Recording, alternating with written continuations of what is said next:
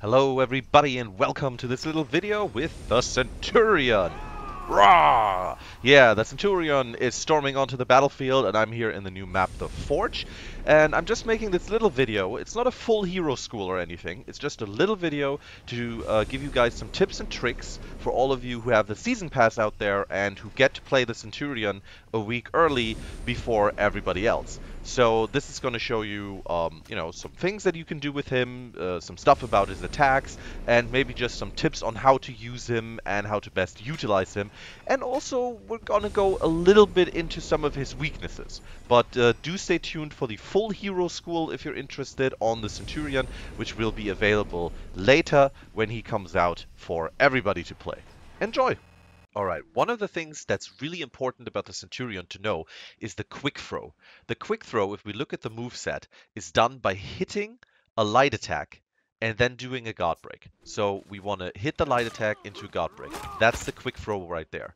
Now, the quick throw, it might look like you're literally just grabbing him. There's nothing he can do. It's not true though. It is like a normal guard break, and as the indicator shows, it can be teched by the enemy. So don't think just because you hit a light attack, you're getting a guaranteed guard break. That would be very, very strong.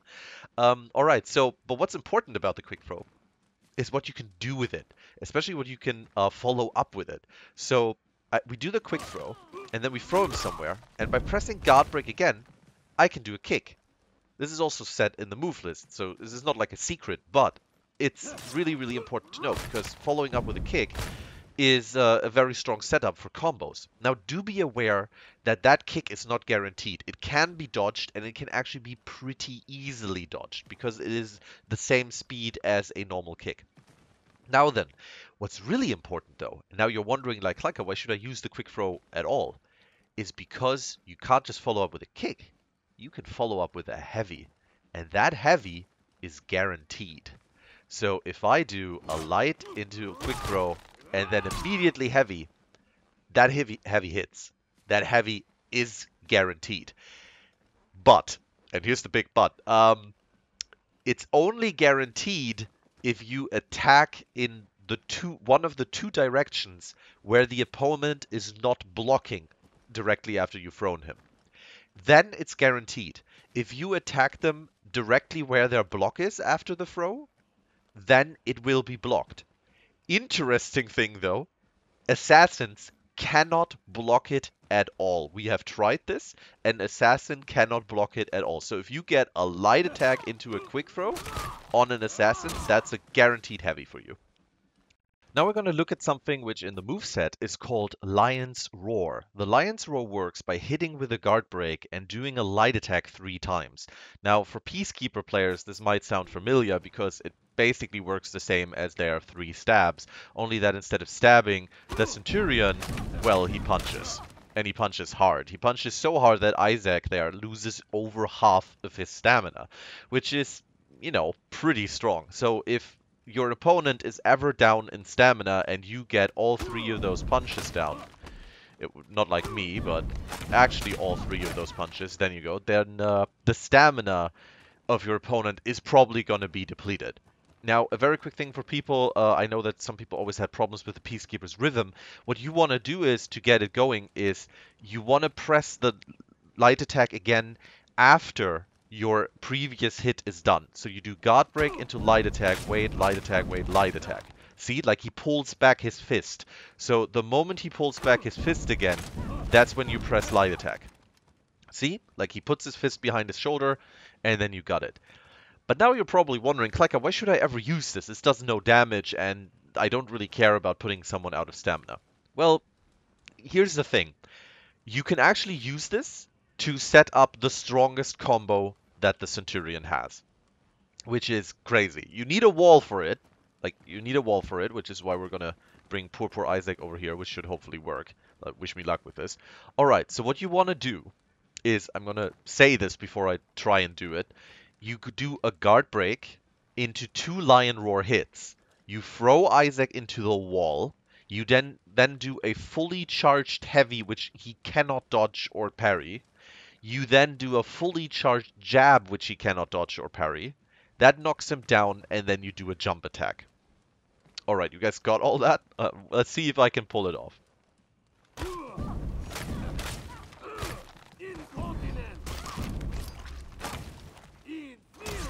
So there we go. Now, if Isaac didn't have infinite health, he would be pretty much dead. This combo that I just did kills a shinobi with 90 health in one go. If you catch a shinobi in that combo, he's dead. He's just literally dead. And this Peacekeeper here, you know, would be very much on the last bar or maybe a little bit above. So yeah, I'll show it off one more time. I have to get a little bit closer here to this wall with Isaac. Alright, so we do a guard break, 2 light attacks, throw into wall, fully charged, heavy, fully charged, jab, knocks him down, jump attack. Right? So that is the strongest combo you can do. Now you're probably saying though, yeah, but I can't really get any normal guard breaks off. Well, the nice thing is the combo also works with the quick throw. So, because it's a throw. So if you get a light attack hit into guard break, quick throw him into the wall, fully charged heavy, fully charged jab, and jump attack. There you go. So you can do the same thing. The Centurion is really strong next to walls if you're fighting someone in a duel. Really strong next to walls. You want to be next to a wall to pull this off. Here are some things you can do with the charged heavies that the Centurion has. Like, if you have a heavy as your opening attack and you charge it, this is what he does, right? It's not unblockable or anything. It's a normal heavy, which can be blocked, which can be parried, and everything. Now, what you can do is, this is a normal heavy, uncharged. This is the same heavy, charged. So, what you can do is, you can switch up the timing as well. You don't need to charge it fully, which is this where he jumps. You can actually charge it for a much shorter time. With this you can throw off your opponent's timing on a parry, say. But what you can also do, because you guys are probably saying, Klyka, I'm not going to get my timing thrown off, I'm going to parry all of those. Well, there is actually a mix-up which you can do, which funnily enough is not in the move list at all. You can actually soft feint charged heavies into guard breaks. So if I charge my heavy fully, he does this, right? But while I'm charging, I press guard break, he goes immediately into a guard break. And I can do this pretty much whenever I want. I can do this like right when I hit the heavy. Like you do have to charge it for a little bit. I can do this right before he lets go of it. If I do it too late, he'll do the charged heavy though.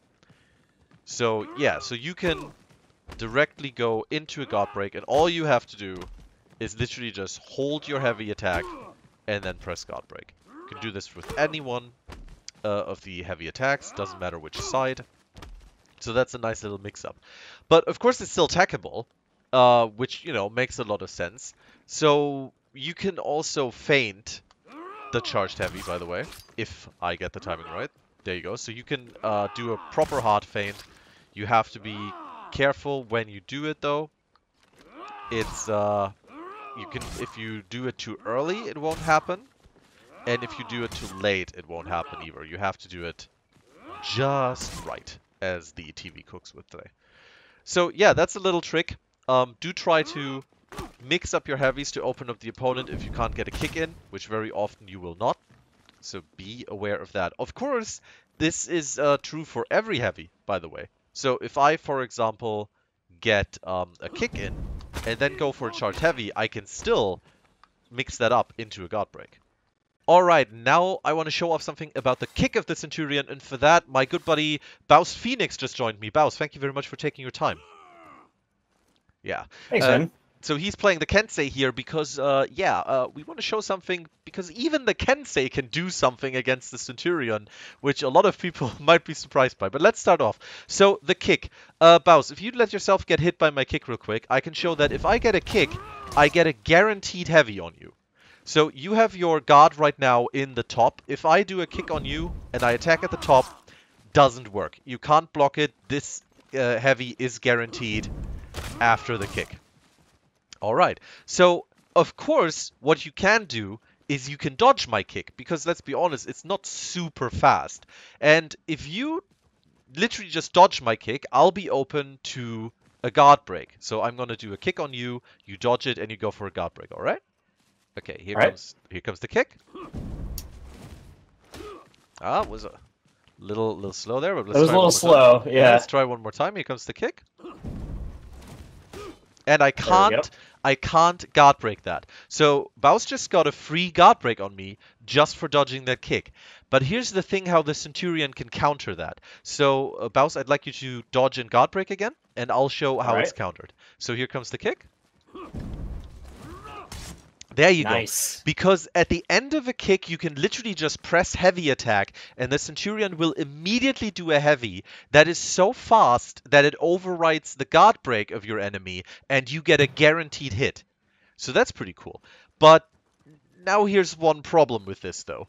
And that's, he's a Kensei, which means he actually has a side dodge attack. So if he uses that, well, you'll see. Baus, here comes the kick. Yeah. So he just hit that, and there is literally no defense against this. And we chose to use the Kensei because his dodge attacks are actually pretty slow. I'll show it one more time. Here comes the kick, Baus. Yeah. So there's absolutely nothing you can do. And we tried this with every single class that has a side dodge attack. So that's the Valkyrie, the Orochi, the Peacekeeper. Every single one of them can get their side dodge attack through against your kick. You can't cancel out of the heavy or whatever. There's nothing. You can't block it. You can't parry it. Absolutely nothing. And the funniest thing is actually the Raider, because the Raider can do a dodge into a stun tap, which will hit you, or he can do a dodge into a very quick guard break, and he will actually guard break you before your kick is even finished. So be aware that the kick of the Centurion is extremely unsafe against about half of the classes that you can face. Once again, BouseFeenux, thank you very much for taking your time. Yeah, no problem, man. Thanks for having me. Of course. All right, let's take a look at the Centurion's feats, which he can use in Dominion, Elimination, and Skirmish mode. We're going to start off with the level 1 feats, and it has the good old body count in there. Killing soldiers grants you health and stamina. Always a nice passive perk to have if you're in the middle and you're just, wailing on those little soldiers. It keeps your health up, keeps your stamina going. Definitely a known feat that's always good. Then we've got Bounty Hunter. Gain health and stamina when you kill another hero. Personally, not a very big fan of it because you actually do need to get the killing blow to get it. I really don't use this. I'll leave it up to you. Then we've got Rush. Rush is, you can see the footage on the left. It is a known perk, but I just wanted to show it off real quick because the Centurion is a very slow character. Rush allows him to basically sprint from one end of the map to the other in a short amount of time. It's good if you want to help your teammates or if you need to get somewhere real fast, or maybe even if you want to rush past the opposing team to capture or contest their point. It's not bad.